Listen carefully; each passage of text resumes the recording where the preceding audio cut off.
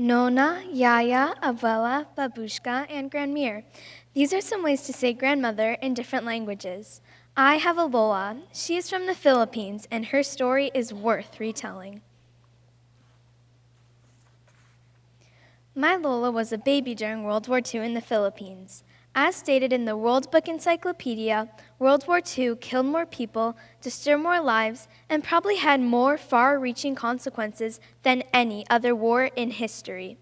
A story that really impresses me is that they had to hide in a river and breathe out of grass reeds to survive.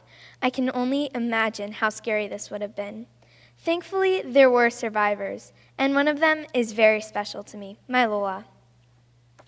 She went on to live an adventurous life. My Lola is very smart. We have a lot in common.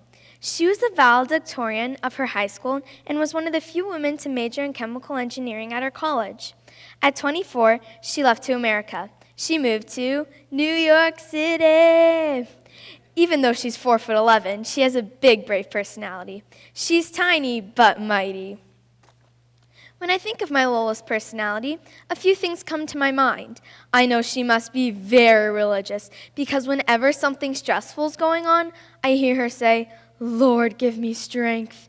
And it passes on to my mom and aunt. So to conclude, they're all very religious.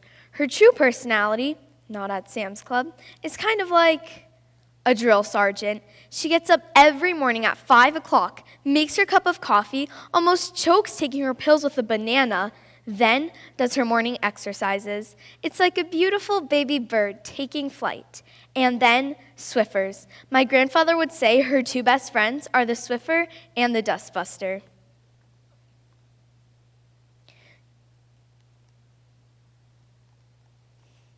She adores and loves her 6 grandchildren. Every time she goes on a trip, she brings me something back. I recently got a giant pink sombrero that is so big it took up the whole trunk of their car. Lastly, and most importantly, is her cooking.